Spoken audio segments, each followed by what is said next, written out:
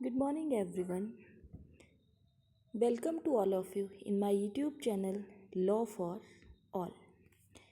Today, I will provide you detailed notes on sources of administrative law.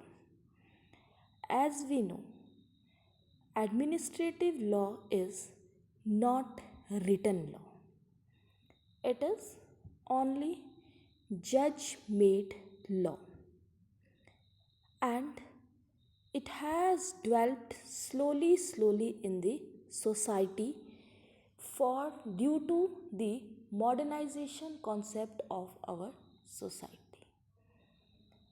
Earlier, our society follow the concept of police state. So at that time we do not feel the need of some special authorities to deal with the problems of situation. But now, with the passage of societies and with the passage of time, the need of society is changed day by day.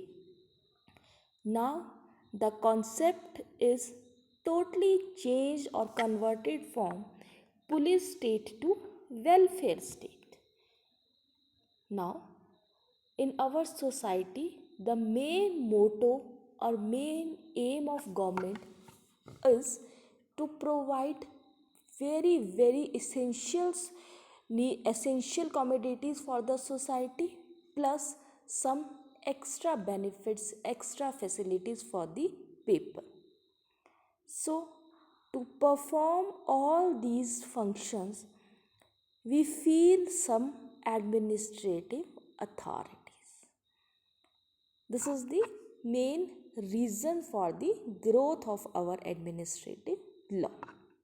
Now, please remember that our administrative authority not only perform executive acts only, but also some quasi legislative and quasi judicial functions are also performed by our administrative authorities.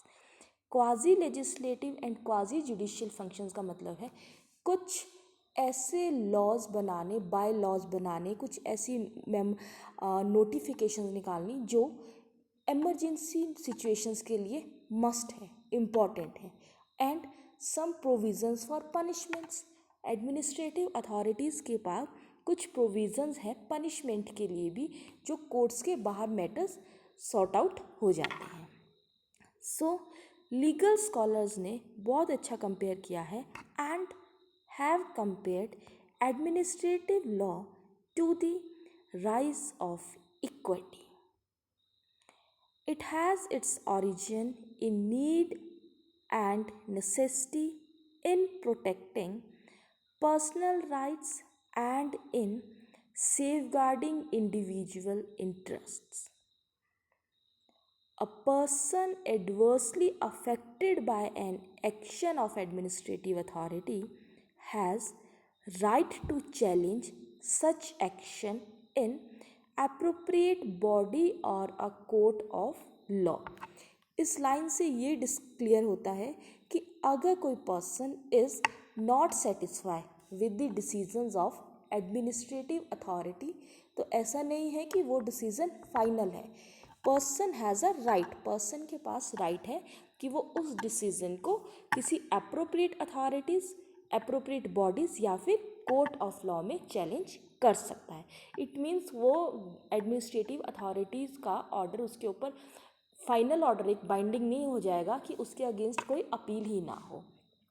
Till today there is no legislation enacted either by the parliament or state legislature exclusively on administrative law.